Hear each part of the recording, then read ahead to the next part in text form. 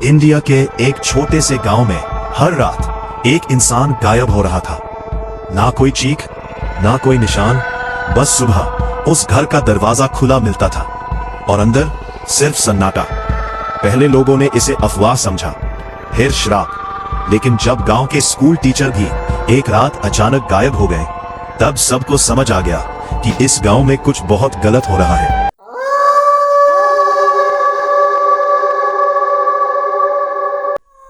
गुजरात के जंगल के पास बसा एक छोटा सा गांव देवघर।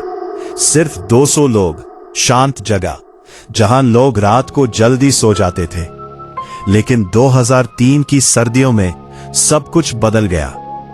सबसे पहले गायब हुआ रमेश, एक 17 साल का लड़का। उसकी मां ने बताया रात को वो अपने कमरे में सो रहा था। सुबह बिस्तर खाली था, खिड़की खुली हुई थी और मिट्टी पर अजीब घसीटने के निशान थे। पुलिस आई, जंगल में सर्च हुआ, लेकिन कुछ नहीं मिला। ना बॉडी, ना कपड़े, ना खून, कुछ भी नहीं। अगली रात एक और आदमी गायब हो गया।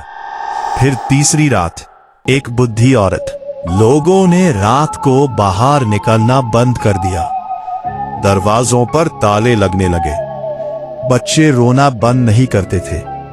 कुछ लोग कहते थे जंगल में कोई साया है, कुछ बोलते ये पुराने मंदिर का श्राप है। लेकिन एक आदमी था जो इन सब बातों पर यकीन नहीं करता था। School teacher Vikram Joshi. उसने डिसाइड किया कि वो सच पता करेगा। विक्रम ने गांव के हर घर में जाकर सवाल पूछे और तब उसने एक अजीब बात नोटिस की। जितने भी लोग गायब हुए थे, उन सब ने गायब होने से पहले रात को एक आवाज सुनी थी, एक हल्की सी सीटी, जंगल की तरफ से आती हुई।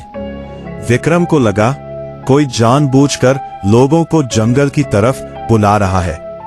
उस रात विक्रम ने खुद जंगल के पास छुपकर देखने का फैसला किया। रात के 2 बजे हवा अचानक ठंडी हो गई और फिर उसे वो आवाज सुनाई दी, एक धीमी डरावनी सीटी। विक्रम धीरे धीरे आवाज की तरफ बढ़ा। जंगल के अंदर उसने एक पुरानी झोपड़ी देखी।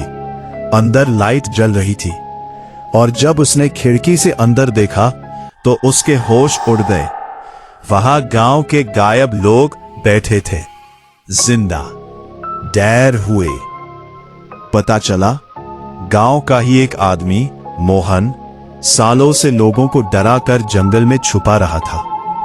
उसका मानना था कि गांव वाले उसकी जमीन छीनना चाहते हैं, इसलिए वो रात को सीटी बजाकर लोगों को बेहोश करता और जंगल में ले जाता। विक्रम ने तुरंत पुलिस को बुलाया और उस रात सब सच सामने आ गया। मोहन गिरफ्तार हो गया और कई दिनों बाद गांव में पहली बार लोग चैन की नींद सोए।